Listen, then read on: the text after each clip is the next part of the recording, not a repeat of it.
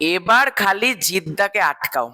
আমি টক্সিকের ট্রেলারটা দেখার পর বলছি জিদ্দাকে আটকে দেখাও। কিছুক্ষণ আগেই মুক্তি পেয়েছে টক্সিক ইয়াসের ছবি, তার ট্রেলার 4 মিনিট 40 সেকেন্ডের ট্রেলার। কেমন লাগলো ট্রেলারটা সেটা নিয়ে কথা বলবো, এবং আমি কেন বললাম যে জিদ্দাকে আটকে দেখাও সেটা নিয়ে আজকের এই ভিডিওতে কথা বলবো। দেখো, টক্সিকের ট্রেলারটা যদি আমাকে এক লাইনে বলতে বলো কেমন লেগেছে, আমার ট্রেলারটা ডিসেন্ট লেগেছে। আমি ট্রেলারটা খারাপও বলবো না, আবার ট্রেলারটা আমার খুব ভালো লেগেছে আমি এটাও বলবো না, কারণ ট্রেলার লেভেলে না সেই মজাটা আমাকে দিতে পারলো না কেন টক্সিক, আমি বুঝলাম না।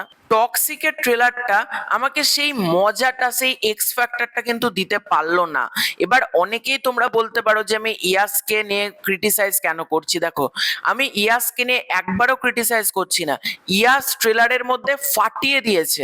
ইয়াসের পারফরমেন্স, তার অ্যাগ্রেশন মানে মাইন্ড ব্লোয়িং। কিন্তু একা ইয়াস ভালো করলে তো হবে না, বাদ বাকিদেরও তো ভালো করতে হবে। এখানে কিয়ারা আদবানি বলছে ও মুঝে নফরত করতে। এত জঘন্য কিয়ারা আদবানির পারফরমেন্স, মানে মানে পুরো প্যাথেটিক, মানে ডিগ্রেড নায়িকারা যেরকম পারফরমেন্স করে ওখানে কিয়ারা আদবানির পারফরমেন্স ও মুঝে নফরত করতে, মানে এত জোরে চেল্লাচ্ছে, মানে ওটা প্রচন্ড কানে লেগেছে, চোখে লেগেছে ওই সিনটা। এবং যে সমস্ত মহিলারা রয়েছে তাদেরকে পুরো মানে স্যাডও করে দিয়েছে একপাশে, মানে তাদের কোনো গুরুত্বই দেখলাম না ট্রেলারের মধ্যে। মানে মানে ট্রেলারটার মূলত ফোকাস করা হয়েছে বাবা এবং ছেলে, টিকিট আর রায়া। দেখো, ছবিটা ভালো হবে কি খারাপ হবে আমি জানি না, কারণ সিনেমাটা ব্যবসা করবে। আমিও জানি যে সাউথ বেল্টে ছবিটা ভালো চলবে, কারণ ইয়াসের একটা ফ্যান ফলোয়িং রয়েছে এবং ইয়াস নিজের অরা এই ট্রেলারের মধ্যে বজায় রাখতে পেরেছে। কিন্তু ট্রেলারের মধ্যে সামথিং মিসিং। মানে কেজিএফ চ্যাপ্টার 2 এর ট্রেলারটা আমি এখনো চালিয়ে দেখলাম, মানে এটা রিভিউ করার আগে। কত সুন্দর কেজিএফ চ্যাপ্টার 2 এর ট্রেলারটা, কেজিএফ এর ট্রেলারটা কত সুন্দর। এই ট্রেলারটার মধ্যে সেই মজাটা নেই। এই ট্রেলারের ভালো দিক বলতে গেলে শুধু ইয়াসের কথাই বলতে হবে, যে দাড়ি কামানো অবস্থায় টিকিট যে লুকটা দিয়েছে ইয়াস, মানে ভালো কাজ করেছে। কিন্তু আমার ভয় লাগছিল যে টক্সিকের ট্রেলারটা যদি ভালো হয়ে যায়, জিদ্দার ছবিটার কি মানে শো পেতে সমস্যা হবে। দেখো, আজকে প্রমাণ করলো টক্সিকের ট্রেলারটা কিন্তু ভালো হয়নি। জিদ্দা কাঁপিয়ে দিতে চলেছে মার্কেট, এটুকু আমি বিশ্বাস রাখছি।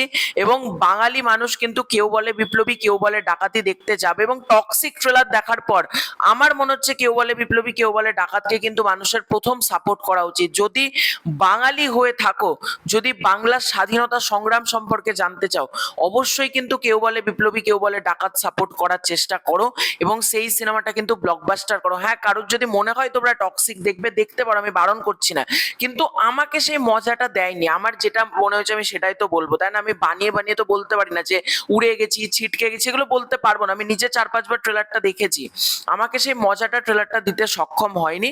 ইয়াসকে ভালো লেগেছে আমি বলেছি, কিন্তু একা ইয়াস দিয়ে সবকিছু হয় না। গীতু মোহনদাস, যিনি এই ছবির পরিচালক, তিনি সঠিকভাবে পুরো ওয়ার্ল্ডটাকে এস্টাবলিশ করতে ব্যর্থ হয়েছেন, এটা আমার ট্রেলার দেখে মনে হয়েছে।